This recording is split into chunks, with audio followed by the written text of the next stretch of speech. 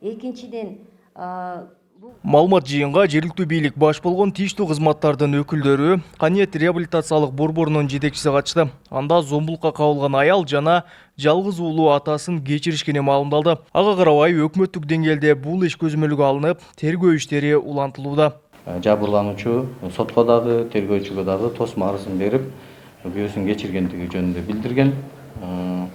Ал боюнча сот өзүнүн туура мыйзамдуу чечимин кабыл алып, 15 күндүк мөөнөткө убактылык кармоочуга кайра шектүүнү башкаруу чарасын тандап алган.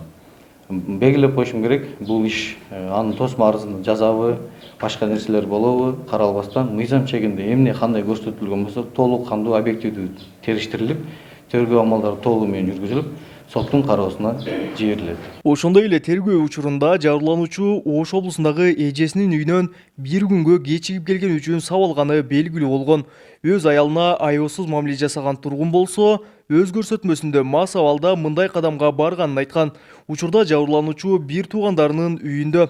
Ага карабай тийиштүү адистер зарыл болгон жардамдарды көрсөтүшөт. Психологтун жардамын беришибиз керек. Бул Ариет жана Каниет крестик борборлорунун кызматкерлери менен чогуу биргеликте мына ушул жумушту аткарышыбыз керек. Эми бул үй бүлөлүк зомбулук болгону өтө өкүнүчтүү нерсе, бирок ошого карабастан бул боюнча биздин райондук мамлекеттик администрация тарабынан өкмөттүн токтомун аткаруу максатында атайын иш план иштеп чыкканбыз. Мына ошо иш план боюнча алдын алуу боюнча да бир топ иштерди жүргүзүшүбүз керек.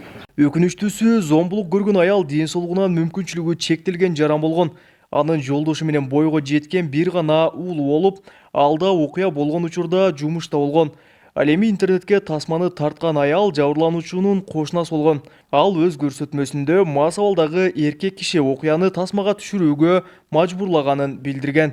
Жанагы видеого тарткан келин бир кошунан эле келин экен. Анча-мынча интернетте мындай туура эмес маалыматтар да жүрөт. Тигини да коркутуп тарт деп атам деп жайбай ичип алган экен. Ошентип тарттырган мезгил экен.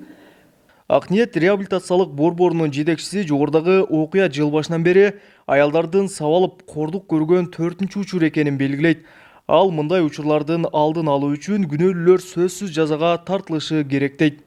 То есть буга чейин бизге тынымсыз үй бүлөлүк зордук зомбулук маселеси менен келет. Үй бүлөлүк зордук зомбулуктан жапа чеккендер келет. Но мыкаачылык менен урган, мынакей бизде дагы бир случай бар. Сузакта кайненеси менен жолдошу биригип келинди урган эмебиз бар. Бүгүнкү күнгө чейин реабилитация өтүп атат.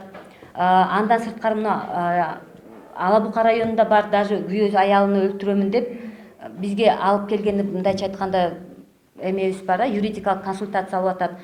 Андан сырткары бизде дагы Жалал Абадтан бар да. Бул 4-чү случай деп атам да. Акниет реабилитациялык борборуна Жалал Абад облусунун аймагынан ай сайын 100дөн ашуун аял үй бүлөлүк зомбулукка кабылганын айтып кайрылат.